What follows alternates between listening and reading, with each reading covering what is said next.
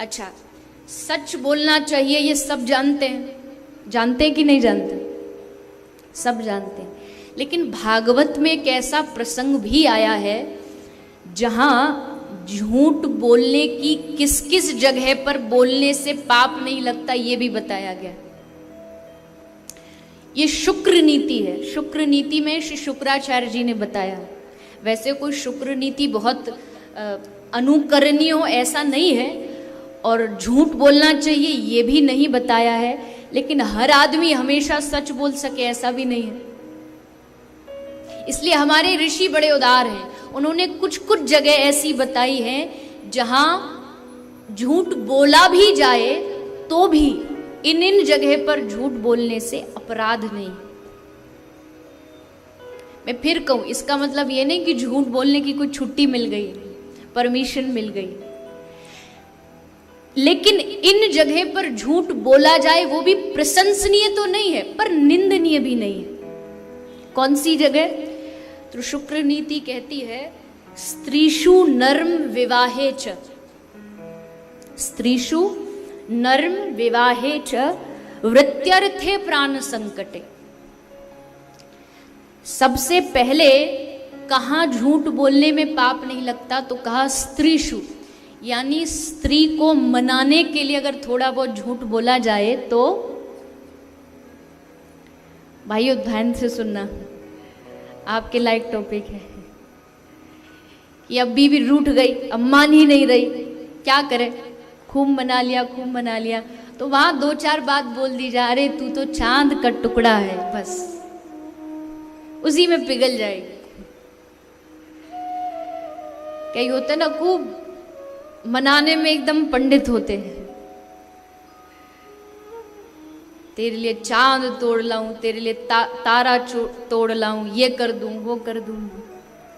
किसी ने कहा कि सच्चा प्रेम वो है जो अपनी पत्नी के लिए मटर छील के और मेथी तोड़ दे, बाकी चांद तारे तोड़ दूं ये सब ड्रामा है। भैया है कि नहीं? भैया कह रही हाँ, पर इतना भी झूठ मत बोल देना कि तुम ही उल्टे फंस जाओ। ऐसा भी कई बार मौका आ जाता है। कई बार मैंने ये सुनाया है, कोई पति पत्नी, उनका दाम्पत्य बढ़िया नहीं चल रहा था, थोड़ा ऐसे ही झगड़ा वगड़ा सब होता था, तो उसने कोई बाबा जी के सत्संग में पहुंच गया, बाबा जी से पूछ ले, बाबा जी आप बताइए क्या करें? तो बोले बेटा कभी पत्नी के भोजन की तारीफ की है? बोले बाबा जी करने का मन तो बहुत करता, पर तारीफ करने लायक हो तो फिर करूँ ना। बाबा जी ने बोला नहीं नहीं बेटा ऐसा नहीं होता, चाहे जैसा भी बना हो, अगर पत्नी से बना के रखनी है तो रोज भोजन की तारीफ करनी चाहिए, करके देख लो। तो बोला ठीक है, एक बार अनुभव कर लेते हैं, अगर कुछ हुआ तो आगे भी कोशिश करेंगे। अब घर आया, उसने भोजन टेबल पर रखा था, अब भोजन करने बैठा, भोजन किया, बाबा जी की बात याद आई, खुश हो गया। हाँ बाबा जी ने कहा था चलो, तो बस एक ही टूक खाया था और फिर उस चालू होकर के बोला वाह वाह वाह वाह, मैं बड़ा भाग्यशाली हूँ, बीवी हो तो ऐसी हो। भगवान सभी को ऐसी बीवी दे, इतना स्वाद हाथ में क्या बताओ, आहा आहा क्या बताएं। जितना नमक होना चाहिए उतना नमक, उतना मसाला, न ज़्यादा न कम, एकदम। अरे मुझे तो एहसास ये हो रहा है कि मेरे घर तो अन्नपूर्णा ही पत्नी बन के आई है। ऐसा भोजन तो कहीं दुनिया में मैंने आज तक नहीं खाया जैसा तेरे हाथ का स्वाद है। खूब बड़ाई की, खूब बड़ाई की। अब उसने सोचा पत्नी खुश हो जाएगी बड़ाई से, पर खुश होने के चक्कर में पत्नी भीतर रसोई से बेलन उठा के मारने ले आई।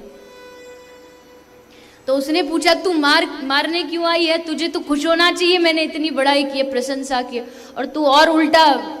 तो कहती है कि मेरे और आपके ब्याह को कितने साल हो गए? बोले 40 साल हो गए। 40 साल में रोज खाना बनाया मैंने, आज तक आपने बड़ाई नहीं की। बस एक दिन मैंने रेस्टोरेंट से, बाजार से क्या मंगा लिया, आपने तो बड़ाई के पुल बांध दिए। तो मतलब ज्यादा प्रशंसा भी खतरनाक है, कई बार खतरा हो जाता है।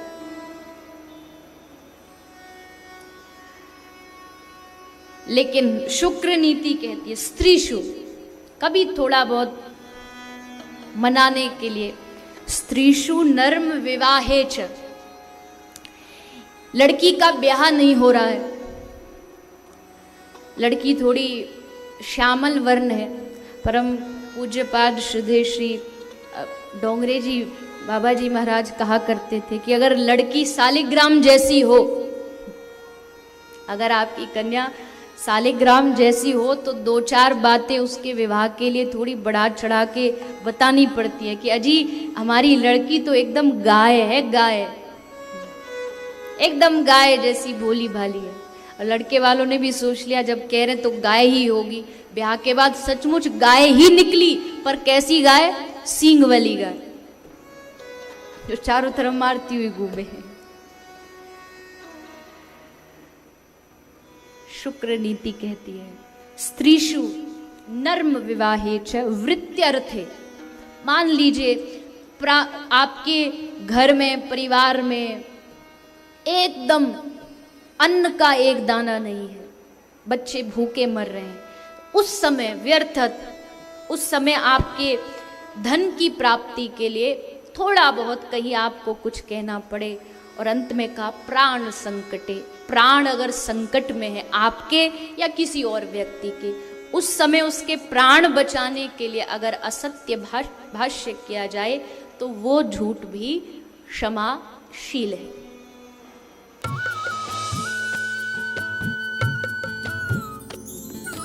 सर्वधर्म संगम, धर्म के सच्चे प्रहरी।